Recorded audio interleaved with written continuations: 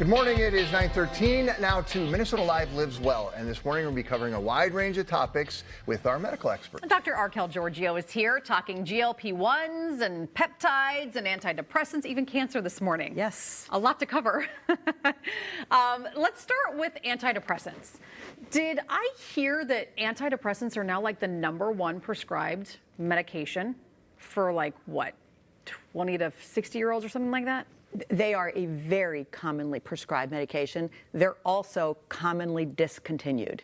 About 20% of people discontinue their antidepressant medication because of side effects. And the most common side effects are sexual dysfunction, feeling really fatigued and sleepy, low energy. A lot of women stop because of the weight gain.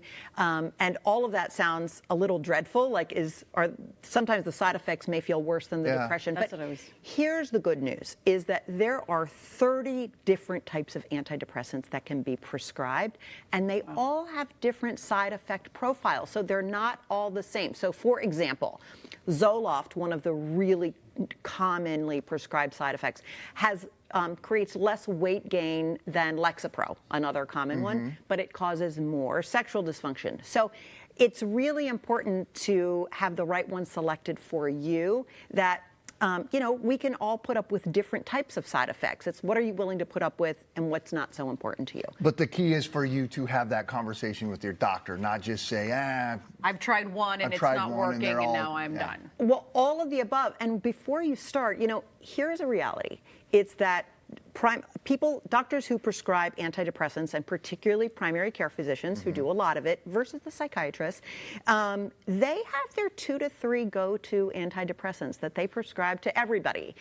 They don't have to think about it. They're familiar with them. So out of the 30, they only pick 2 or 3. And so they're not really thinking about of those 30, which is the best for you. So there was a study done that looked at when patients spoke up and declared what side effects they really want to avoid, and when the doctor accommodated to that, there was 40% less discontinuation of their antidepressant medication. Oh, wow. Which also meant their quality of life was better because their depression was lifted. Well, you've always been a big advocate speaking for yourself. Always. And I know this too. You have to. You can't just let it all roll. Yes. All right, so let's talk about Medicare and a GLP-1 bridge program.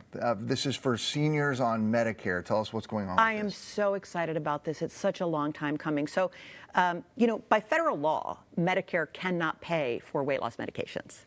So this GLP-1 bridge program is not coverage for, it's financial support for, I know it's a nuance, for GLP-1 medications. It started July 1st of 2026. It will last through December 31st of 2027, and all Medicare members who meet the eligibility criteria can apply if this is something that they want to do.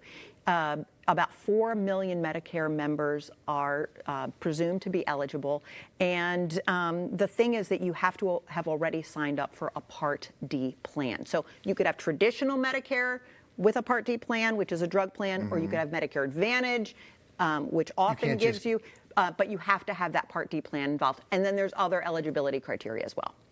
Is that making it confusing for people, the eligibility requirements? Confusing. It's so confusing. So one of the easy eligibility criteria is you have to be over 18, and if you have a BMI over 35, which means you're in the very obese category, it's very easy to understand those criteria. But if you have a BMI between 27 and 35, you need to either have hypertension or chronic kidney disease. But here's where it gets confusing. Even if you have obesity, if you have diabetes, moderate to severe sleep apnea, or some of the other conditions, or type 2 diabetes, you're not eligible. So I know, I just saw your faces say, what? Here's why. Your Part D plan should already cover those medications if you have sleep apnea, type 2 diabetes, et cetera. So this program is for people that don't have access any other way. And what it does is, they're not free, but it's a $50 copayment. That's all that you would have to pay. for this And that's period of great time. news because these can cost out of pocket. Well, it has priced Medicare members out Yeah. of the market. We don't know what's going to happen after December 31st of 2027. We'll cross that bridge when we come kind of to like it. an 18-month Yes. trial run. Yes. Okay. Okay, so a new study shows that women with breast cancer may be able to avoid chemo. Oh, isn't Tell us about this. Wouldn't Yeah. women just rejoice at this? So, there are a lot of women that have positive nodes, and their doctors say, just in case we should give you some chemo. So this new study came out. It was just released at the ASCO meetings, which is the big oncology meetings, and they showed that for women over the age of 40 who have an earlier stage hormone-sensitive breast cancer, which is a lot of them, not all of them, but a lot of them, if they do a genetic test that looks at 50 different markers, and these tests are widely available, that they can avoid chemotherapy, only have the hormone therapy, and the survival is the same. And so we showed the statistics on the screen. About 95% survival, whether you had chemotherapy or not, as long as you also were prescribed the hormone therapy. So in the UK, where this study was done, 5,000 women could likely avoid chemotherapy. Isn't Wow. that amazing? But again, it gets back to like knowing and asking and having these conversations, because I feel like when your doctor is talking to you, especially if you're at the point where you're talking with an oncologist, I know. and they're recommending And I am so chemo. empathetic to the anxiety and the fear that comes in that moment. I haven't experienced it, but I've seen it in people's eyes. But here's what I will say. Try to get over it, because speaking up and asking the question of, what about this study? Do I really need chemo? Could save you a year of your life, a year of the lack of quality of life that people often have on chemotherapy. All right, so we promised we were going to talk about peptides. What are peptides? And I know you're going to say don't buy them, but what are peptides and what are the risks here? Well, I'm going to say don't buy them online. Okay. Okay, but here's what they are. Peptides can be made naturally by your body. We have millions of them, and they can be manufactured. They are like text messages to your cells to tell them how to behave. So again, our body makes them. That's how our body functions. We manufacture them like insulin, GLP-1 drugs are peptides, but they are also manufactured and sold as supplements, often injected and sold online. And there's a lot of hype around it because they have not been legal to sell online. But in February, there was an announcement by HHS that some might be legal to sell.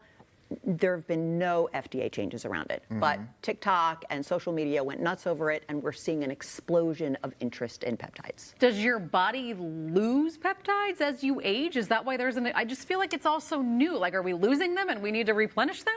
Well, there is some evidence to show that peptides can decrease inflammation, improve muscular strength, and all of those things. But when you're buying them online, the way that you're getting them online, let me be clear, is that they're coming from foreign countries like China. They are being distributed under a gray zone called for research purposes only, and people are buying them, but we don't really know the effects because they're not controlled, they're not studied, and they may promote cell growth. That sounds great. They also may promote cell growth of abnormal cells. So we don't really know what these peptides are doing. I would say think carefully before you push purchase. Very cautious. Okay. Archelle, a lot of good Thank you. information. Thanks for being here with us. For more medical news and how it impacts you, make sure you check out Dr. Georgiou's podcast. It is called Speak Up for Your Health. She advocates speaking up a lot. We'll post a link to that episode on our website for you, minnesotalive.com.